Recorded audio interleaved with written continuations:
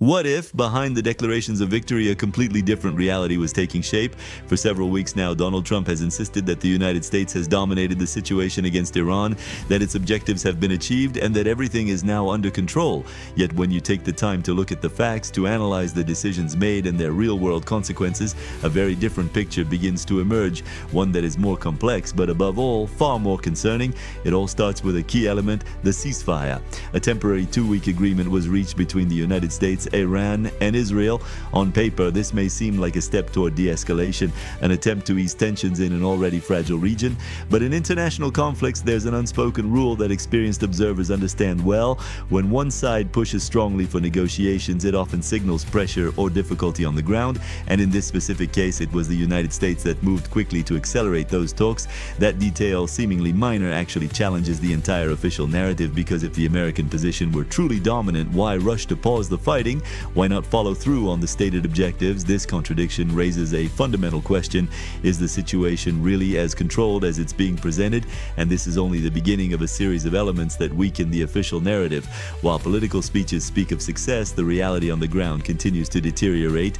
One of the most strategic points remains under Iranian control, the Strait of Hormuz. This passage is critical as a significant portion of the world's oil flows through it every single day. Control over it gives Iran enormous economic leverage with the power to influence global markets, and the consequences were immediate. Oil prices surge, triggering a broader rise in costs across multiple sectors: transportation, food, energy. Nothing is spared. This chain reaction doesn't stay confined to one region. It impacts the entire global economy, and in the end, it's ordinary people, including American citizens, who directly feel the effects of this instability. The gap between political messaging and real-world impact is becoming increasingly visible. But beyond the economic consequences, there's also the direct cost of this war. In just a few weeks, the United States has committed massive spending, estimated between $22 and $31 billion, roughly $500 million per day. These staggering figures raise a simple but essential question: for what results? Because this is where things become even harder to justify. When we look at the initial objectives set by Donald Trump, the outcome is far from clear. The first goal was to stop Iran's nuclear program, to prevent the country from developing a nuclear weapon. But today, uncertainty remains. The enriched uranium, a key component of that program, has not been precisely located. Was it destroyed, hidden, moved to undisclosed sites? There are no reliable answers, and that uncertainty is a major issue in itself. It means the original threat may still exist. Even more striking, the current negotiations between the parties revolve around the exact same issues as before the conflict. In other words, despite the costs, the tensions, and the losses, the diplomatic situation appears to have returned to square one, as if the war itself failed to produce meaningful progress on this critical matter. The second objective was to significantly weaken Iran's military power, and while strikes were carried out and some facilities were damaged, multiple analyses suggest the results remain limited. Roughly 1/3 of Iran's arsenal is believed to have been affected, leaving the majority of its military capabilities intact. This creates a troubling paradox. Despite immense financial and military resources, the outcomes seem partial, perhaps even insufficient to justify such an intervention. And as these uncertainties continue to grow, a deeper question begins to take shape. Is the reality of this war slipping beyond the control of those who claim to be managing it? A question that, far from fading, only becomes more pressing the further the analysis goes. While official statements continue to portray the situation as being under control, the reality on the ground tells a very different story. Iran is not backing down. On the contrary, it continues its military actions, maintains its ability to respond, and demonstrates day after day that it remains a strong and resilient actor. In this conflict, this ongoing resistance sends a clear message: despite the pressure, despite the strikes, and despite the losses, Iran is far from weakened to the point of surrender, and that alone already challenges the idea of a quick or total victory put forward by Donald Trump. But to truly understand the scale of the situation, we need to go further and examine the third objective announced at the very beginning of this war: regime change in Iran. On paper, this objective was ambitious, almost transformative. In reality, it now appears largely unmet and perhaps even underestimated from the start. Yes, some key figures within the leadership were targeted and eliminated, but beyond these high-profile actions, the deeper structure of power has remained intact. The political system did not collapse. On the contrary, it demonstrated a remarkable ability to adapt. The ruling structure quickly absorbed those losses, replacing officials almost immediately, ensuring continuity without visible disruption.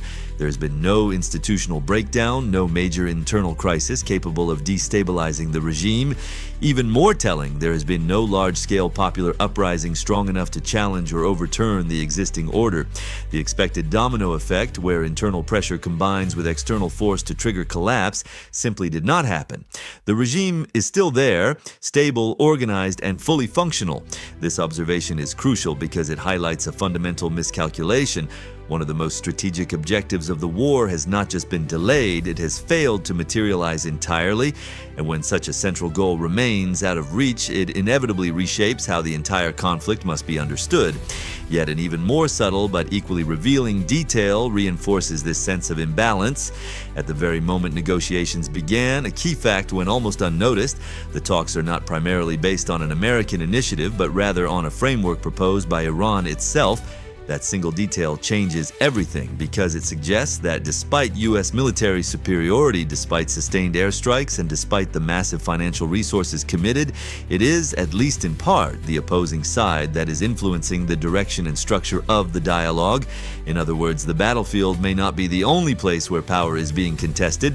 Diplomacy itself has become another arena where influence is measured and where expectations are being challenged. In a conflict, this kind of dynamic is rarely insignificant. It often reflects a more balanced power relationship than initially perceived, or even a level of strategic resilience that exceeds forecasts. It shows that power is not only defined by military capability, but also by endurance, adaptability, and the ability to shape outcomes over time. So a fundamental question becomes unavoidable. How can this be described as a victory under these conditions? How can a triumphant narrative be justified when key objectives remain unfulfilled, when human and economic costs continue to rise, when the global economy is being disrupted, and when the opponent continues to hold its ground without collapsing? This contradiction between political messaging and observable reality lies at the very heart of the debate, and beyond this specific war, it points to a broader and more profound issue: the limits of power itself.